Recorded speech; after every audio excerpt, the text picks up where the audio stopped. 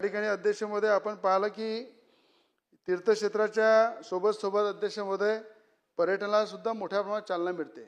तीर्थक्षेत्र हे मोठ्या प्रमाणात आपण पाहिलं की आमच्या विदर्भामध्ये गाडगे महाराजांचं समाधी मंदिर आहे, ज्याच्यामध्ये मोठ्या प्रमाणात भावी भक्त येतात। त्या समाधी मंदिराला लागून अनेक पर्यटनाला मोठ्या प्रमाणात चालना मिळू शकते। ते तीर्थक्षेत्र जर डेव्हलप झाले अध्यक्ष महोदय तर त्या ठिकाणी पर्यटनाला चांगली त्या ठिकाणी चालना मिळेल।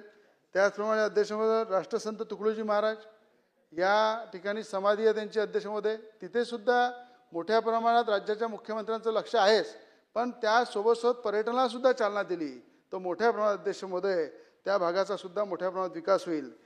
या ठिकाणी अध्यक्ष महोदय आज भीमटेकडीचा विषय असू द्या की बुद्धभूमी असू द्या, यासाठी सुद्धा मोठ्या प्रमाणात आपल्या राज्य सरकारच्या माध्यमातून जागा उपलब्ध करून तर दिलेली आहे, पण त्या ठिकाणचा अध्यक्ष महोदय भगवान गौतम बुद्धाची 51 फूट उंच मूर्ती याची जे ते काम सुरू होत आहे त्याला सुद्धा अध्यक्ष महोदय चालना जर मिळाली तर बुद्धभूमीच्या माध्यमातून अनेक पर्यटन त्या ठिकाणी मोठ्या प्रमाणात येतील अध्यक्ष महोदय।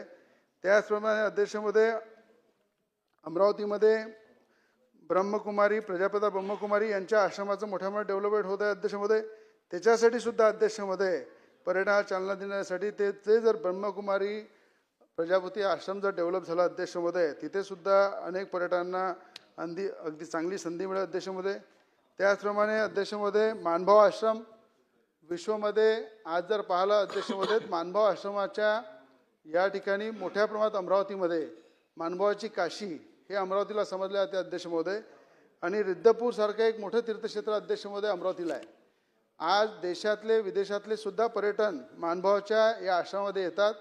त्या मानभाव आश्रमाला सुद्धा अध्यक्ष महोदय गोविंदपूर या भागामध्ये गोविंद प्रभूचं ज्या ठिकाणी अध्यक्ष महोदय मंदिर आहे त्या ठिकाणी अध्यक्ष महोदय पर्यटनाला चालना देण्यासाठी त्याला सुद्धा मोठं विकसित जर केलं अध्यक्ष महोदय तर पर्यटनाला चांगली चालना मिळेल अध्यक्ष महोदय। या ठिकाणी अध्यक्ष महोदय आज गजानन बाबा या ठिकाणी ज्याप्रमाणे शेगावसारखं तीर्थक्षेत्र आहे अध्यक्ष महोदय, त्याचप्रमाणे अध्यक्ष महोदय अमरावतीमध्ये खापर्डे वाड्यामध्ये गजानन महाराज हे स्वतः थांबले होते अध्यक्ष महोदय।